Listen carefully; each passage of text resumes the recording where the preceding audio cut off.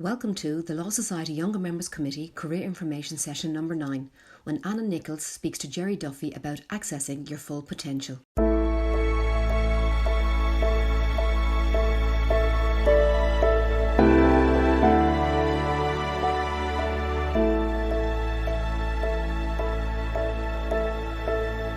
You're all welcome to this evening's spring series. So tonight our theme is accessing your potential with Jerry Duffy as our speaker. So Jerry is one of Ireland's most foremost keynote speaker with particular focus on leadership, goal setting and public speaking in the corporate world. So in 2009, he launched his own business, and at that time he's worked with a range of different businesses, including Coca-Cola, Microsoft, Aer Lingus, Facebook and Salesforce. So he's now going to give us a presentation on the question of how best to access your potential. So if you have any questions before or after the presentation, you can just leave them in the chat box on the side, and then we'll take those questions at the end. So with all of that housekeeping done, Jerry, you're very welcome to start. I think we're all looking forward to hearing what you have to say. Thank you, Anna. And thank you also, Keith, as well, for the opportunity to spend about a half an hour, just less than half an hour, with the people who have been able to make it this evening, and maybe people that are watching this back at a later time. Accessing your potential. At one time, I definitely would not have been hired to speak about that particular theme. I feel I'm tapping into it now. I'm 53 years of age, and I feel I'm really now tapping into my potential. I've learned so much, particularly in the last 20 years. In the next 15 minutes, let me share with you just what I've learned myself in terms of accessing my potential. So to start with, and maybe to frame the evening, I'm going to share 4 things with you that you definitely probably don't know about me. Number 1, I've worked for myself. Anna was kind enough to say I've worked for myself in this business. I made the decision to go into this business in 2009. I'd actually opened a different business in 2003. So kind of working for myself for about 18 years. So I was 7 years in the property business, and then I moved into the professional speaking world, primarily in the corporate sector, as Anna mentioned. And I speak about reaching your potential. And it's not just maybe reaching our career potential, but maybe reaching our potential in terms of our businesses. I speak about leadership, about goal setting, and about public speaking. As Anna mentioned, I work very privileged to work with some great companies like Medtronic, British Gas, Coca-Cola, a lot of the pharma companies, Enterprise Ireland, different organizations and companies. So that's the first thing. Second thing, I did an event 11 years ago. We were chatting about running just before the break. I did an event 11 years ago. Running is a huge interest of mine. Marathon running is a particular passion of mine. And I set myself the ultimate goal in 2008, and it took me 2 years to get ready. And the goal was to do a marathon every day for 32 consecutive days. And the significance of the number 32 was to run a marathon in every county on the island of Ireland. So actually, it might even a picture or two just to share with you. These are just the kind of where I tend to be privileged in normal times, obviously not in COVID, but I'm very privileged to speak in these kind of venues and often overseas as well. And that's a picture of the finish line. Thankfully, we did make it, a friend of mine in blue and myself, Ken Whitelaw. That was our 32nd consecutive marathon in 32 consecutive days. So there's 2 things. Here's 2 more things you don't know about me. If I rewind to when I was 27 years of age, the person in red there, who thankfully had reached a very significant level of fitness, as you can see, we look okay. And that was our 32nd marathon in 32 consecutive days. But let me take you back to when I was 27. That's a photograph when I was 27. I'm the guy on the right-hand side of the photograph. 4.5 stone heavier than I am today, and 4.5 stone heavier than when I'd left school 10 years before that photograph was taken. I was also an addicted smoker. So anybody recognize the man on the left, by the way? If you do, just pop his name into chat. Very famous man in a particular sport. But really, what I want to speak to you about is accessing your potential. Yeah, just let's see, did anybody get it? Anybody get the name, gentlemen? Golf was his sport. Anybody know his name? Maybe not. Yes, Michelle, indeed. If there was a prize, Michelle, we'd be virtually sending it over to you. Yes, Seve Ballesteros, the greatest golfer in the world, at his time in the 80s. That was a photograph taken in 1995, and I'm 4.5 stone heavier and a heavy smoker. So that's the third thing you don't know about me. Here's the fourth thing. I am a professional speaker, but 16 years ago, different person, different industry, different business. Pathologically fearful of public speaking. So when I speak to you about accessing your potential, I believe it could be accessing our potential in any area of life, whether it's in terms of fitness, in terms of a personal development, or whether it's in terms of your career, but obviously with a focus on your career. I'd like to share 5 tips with you in literally the next 12 minutes. I'd love to go deeper, but I'm going to get straight to the point. I've got 5 letters written here, and beside each letter, I'm going to write a word.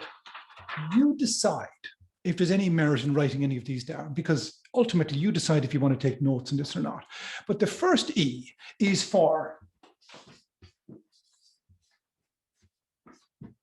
the first E, I believe, this is a personal opinion. Maybe other people might disagree with me, and that's absolutely fine. I can only speak from my own experience. One of the most important things for me is my physical fitness, and exercise has been a game changer for me. As somebody that was not tapping into this from the age of 17 to 27, and who was incredibly unfit and becoming less and less motivated, a game changing decision, very simple. Jerry, buy a pair of runners, because that's how you're going to lose the weight. It was, well, the very first day I exercised, the very first day, I remember consciously feeling better. I said, that's interesting. I feel better because of exercise. And so that motivated me to do it again. And it motivated me to do it again. And it energized me. And it built my confidence. And it helped to maybe encourage me to kind of maybe revisit my education, to begin to look and ask more of myself, to begin to challenge myself to improve my career. I'd been waiting for my boss saying, well, why isn't he promoting me? And then I began to look at myself. And as soon as I began to look at myself as the solution, everything started to change. But the catalyst for me, and to this day, is exercise. It's non-negotiable in my life because it helps me.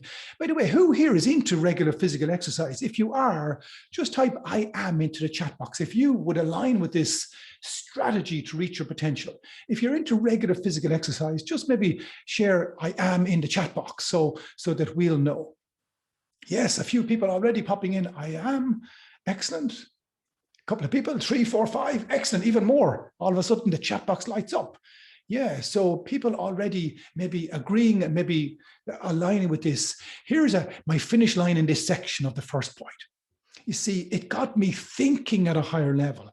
You know, because I exercise in the morning, I have all this extra energy and it just gets me thinking and fired up for the day. I'm going to finish this section with a quote from John F. Kennedy, the 35th president of the United States. He said, physical fitness is not only one of the keys to a healthy body, it is the basis of a creative and dynamic intellectual activity. Physical fitness is not only one of the keys to a healthy body, it is the basis of a creative and dynamic intellectual activity. The you. Before I share the you with you, I have a question for you. Who here is interested? I would imagine you are. I can't imagine you're watching this live or watching a recording if you weren't. So if you are, type I do. Who here is interested in accessing their potential in your career? If you are, just type I am into the chat box. If you're interested in finding out what your true potential is, excellent. Because that's kind of prerequisite for tonight, I guess, your interest in being here. So the you in my recommendations is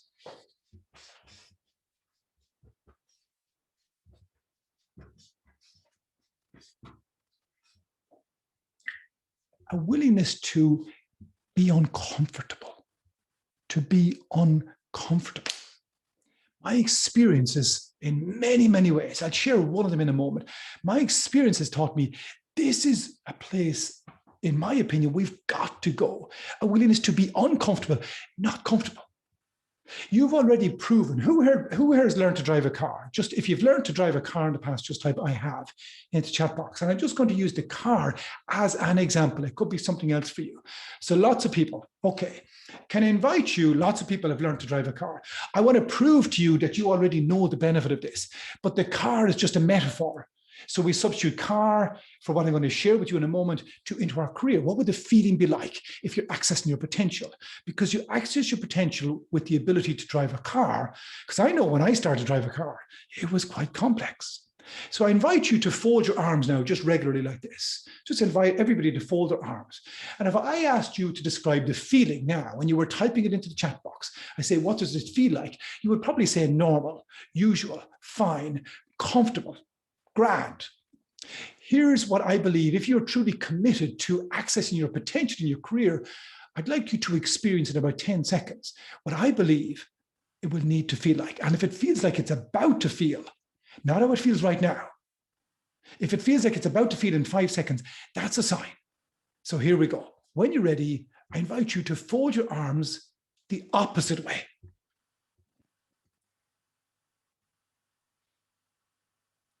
Now, in a word or two in chat, as quickly as you can, what was the feeling like when you went to do it the second way? Give me a word or two to describe the feeling that you had. Let's see what people come back with. Awkward. Confused. Crazy. Interesting word. Yeah, crazy. Discomfort. Yeah, discomfort. I like that one. But here's probably all the feelings that you went through when you learned to drive a car. What's this got to do with your career? Well, I would imagine, for example, maybe a willingness to be uncomfortable in terms of maybe working remotely, a willingness maybe in your law practice, maybe you're having to do things that maybe weren't in the original vision for what you thought you were going to be doing. But I've learned something magical. If we have the willingness, I believe these for me are extra tests. Find out, well, what's my attitude to unexpected things going to be? Maybe it's, different rotations within the practice that you might be working in. Maybe it's, your chosen department, maybe they're just not hiring at the moment. Maybe you've been given the really tough files. Maybe you have to do extra exams. Maybe they're handing you difficult clients. Maybe, as I say, it's remote working. Maybe it's the impact of COVID on your early career experience. Here's what I've discovered. It's when things didn't go well. As I reflect, that's when I grew the most. Let me give you one example. In 2005, I shared with you, I was pathologically fearful of public speaking. In 2005, I walked into that room, definitely feeling massive discomfort. That's where I confronted the fear of public speaking. That's where it felt extremely uncomfortable. I was pathologically fearful. But you see, overcoming difficulties, a willingness to be uncomfortable, brings us to the next level. And in business, it's always there.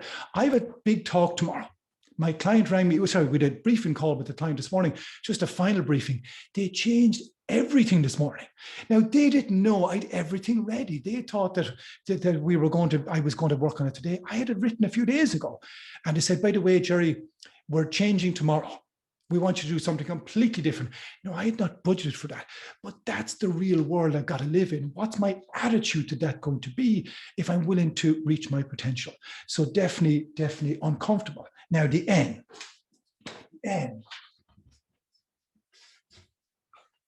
is for network. The N is for network. When I set up this business about 11 years ago, I designed a brochure. Now, I knew nobody in the speaking industry. I like speaking, getting paid to speak in areas of expertise. I didn't have any clients, none, not a single client. So I designed this brochure and I got in my car and I went into a building that I hadn't been in, let me think, 25 years. And I walked in and I said, I used to go to school here. I was a boarder here in the 1980s. Please hire me. And they hired me for a talk. Your network is your net worth. A couple of years later, in my business, when I was full-time speaking, a client rang me one day, a new client that had been recommended to me. I was in a different industry. Even before the property business, I was in the travel insurance industry. And I got a phone call from somebody from a business that I'd left in 2003. And they rang me in 2011. And I said, we want to hire you. We hear what you're doing. We need your help. And they flew me to Spain to deliver a keynote at a conference. Your network is your net worth. But here's the thing. I was hired in about 2014, 2015 by this really big company. And I asked them afterwards, why did you hire me? And they said, we heard you speaking 3 years ago. We didn't need you until today. You never know who's watching. But here's the thing. If we don't move to the fourth one, the fourth recommendation I have, we might never know. You might never know who's watching the work that you're doing. And you might never know unless perhaps you agree with what I'm going to recommend here. And this is the standard that you bring to your work. If you want to access your potential, you see, I've discovered life rewards us for effort. If we put in the effort, but this is the highest effort of all. And this for me is my go-to place in my business. This is the standard. This is the standard that I try and bring to every talk. To every talk. I treat every talk, every presentation, and I mean every presentation, as if my entire business future, every talk, as if my entire business future depends on it. You see, everything we do, in my experience, we do to standards. Everything. Drive a car to a standard. Take notes to a standard. Listen in a webinar to a standard. What's the standard of listening? Brush our teeth, eat food, fitness, everything to a standard. Even when we sleep, we hear people say, I had a good night's sleep. It's to a standard. Let me share what I believe to be the standards that you and I do anything or everything to. Poor, average, good, excellent. But here's the thing, if we want to reach our true potential, I believe there's a standard beyond excellent, because I would imagine there's lots of excellent people in your chosen field, in your role, in whatever career you see yourself. I'd say there's lots of excellent out there. So I've discovered there's a standard beyond excellent. And water doesn't do a lot at 99 degrees. It doesn't boil. But if you're willing to hit that final degree in the quality of work, so looking back on any work that you do and say, was this the very best I was capable of? And if we're willing to do that, I believe small keys can open really big doors. So the highest standard of all is a standard and a commitment to be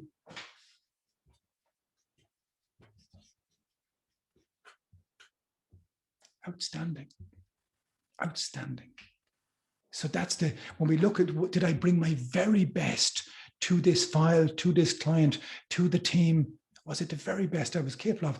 I've discovered if we're willing to do that, you never, ever know, but you might never know if we were excellent. And excellent, it's really good, but for me, for my potential, but I'll only know if I'm willing to be uncomfortable. So that's why every talk I do, I try and make it the very best talk I can. I try and improve it over the last talk by 1%.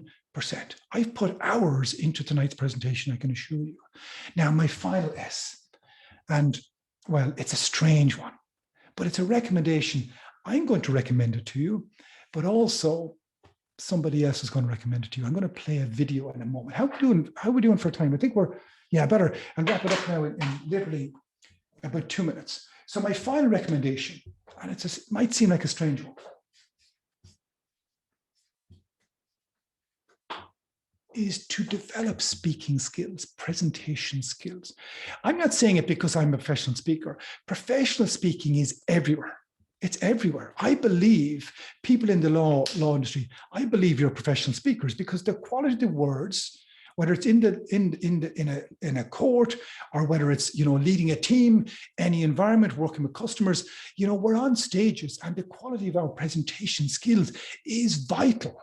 Whether we're in court with maybe making a presentation to the partners in the firm, maybe it's doing interviews, the speaking skills. Now, who here has ever heard of a man called Warren Buffett?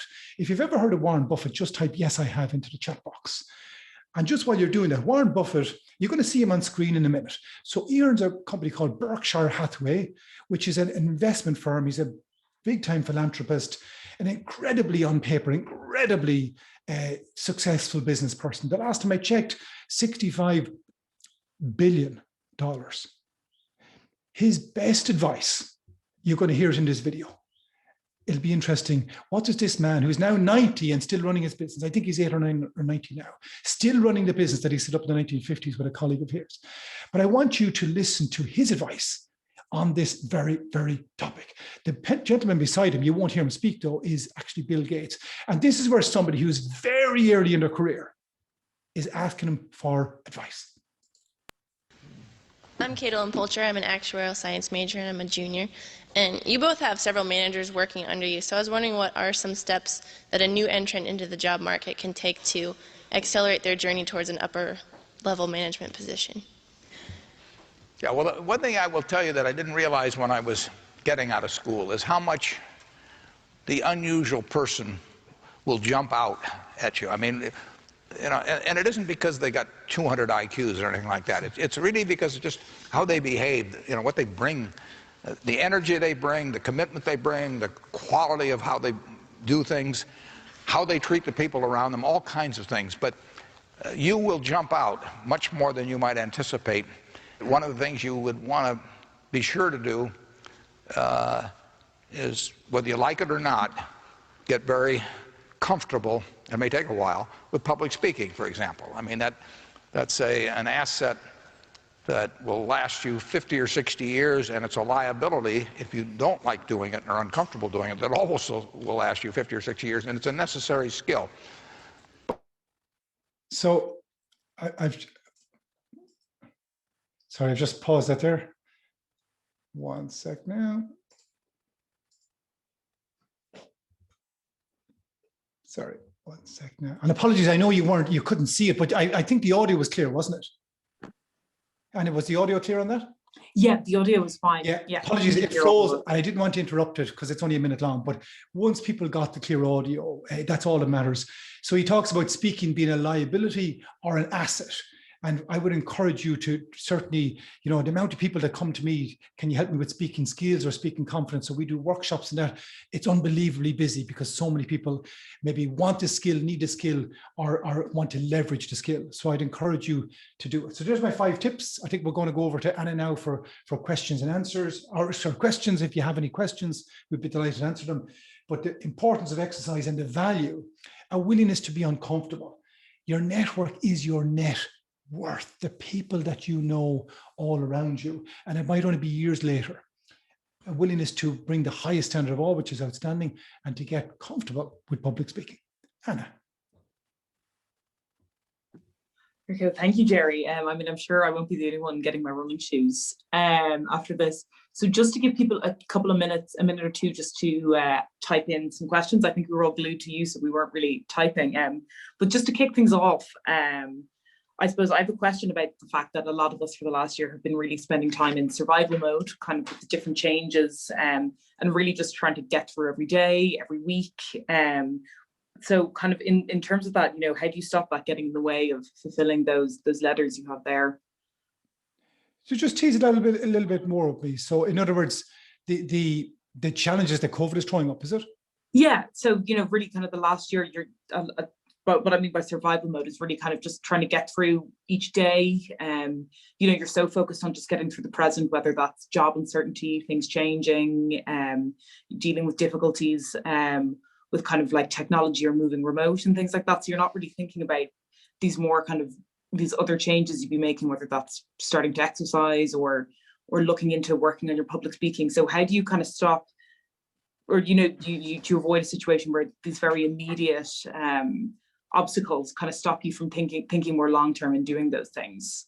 So one really quick suggestion, whenever we hit a wall or an obstacle or things are not the way we might want them to be. So say, for example, I'm really challenged by working remotely with COVID.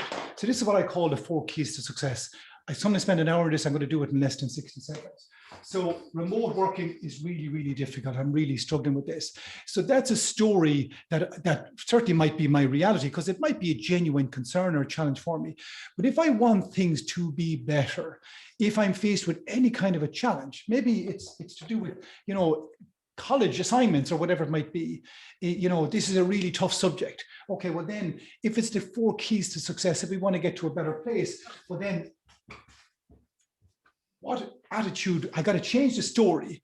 And it starts with, well, here's what I'm going to do about it. Or if I continue to replay the story, well, then nothing is going to change. So the next stage to go to is the attitude. Now, if I've been troubled by this for a week or for a month, and I continue to do what I've done for that week or for that month in terms of maybe my work practices or my attitude, if I continue to do what I've done, I'll continue to get what I've got. So I've got to move to the 3rd stage, which is I've got to take actions. Now, you might say, Jerry, of course, that's very straightforward. But if I take the same actions, I'm going to keep getting it. The same thing. So I'm not finished. We got to take new actions or better actions. So whatever it is, look at the actions that you're doing. Is there a way I can do these better? Is there a way what new actions might I bring to the table? If I'm willing to do that, well, then I might get to the 4th key of success, which is to get better results. Really, really simple. I'd love to go into it deeper, but just maybe a principle that might help people in terms of an obstacle or just a difficulty that they might have. Maybe just try, how can I change the story in my head? What's my attitude going to be? Well, that's the way it was, but this is how it's going to be. I'm going to pick myself up. I'm going to innovate things. I'm going to bring new or enhanced actions to the table, and it may well lead to better results. Great, thank you. So we have another question from Michelle, who's asking, do you have any networking tips for a COVID world? A COVID world. Oh, good. Any network tips for a COVID world? Maybe do a little bit of research before. Little bit of research before, so that you have an understanding, maybe even have questions ready that you might want to ask. I was on a networking thing recently. This is where public speaking skills really came to the fore. Somebody said, would anybody like to ask any questions? And straight away I said yes in the chat box, and they said, well, make sure you introduce yourself and ask the question of the speaker. So now I go from being a tiny little camera to marketing my business to 90 business people by asking a question. So maybe one of my best things is, maybe what's one thing that you will do going into the networking that might be a little bit uncomfortable, but where you might get something out of it. So make that decision that you're going to maybe challenge yourself in the networking. One area might be to research who's going to be there, have a think about some questions. And maybe I've discovered if we're asking questions, ask open questions rather than closed questions. So what's one thing that's working really, really well for you during COVID? If might be it'll get people speaking rather than how's business for you? It's good or it's bad. It's a closed question. So maybe ask open questions. Okay, great, thank you. So I'm just looking at the time here, and I think unfortunately we have to wrap up there. But Jerry, thank you very much for all of your pearls of wisdom from this evening. So yeah, with that, I think we've covered everything. So thank you very much to everyone who came along this evening. Thanks, everybody. Thank you.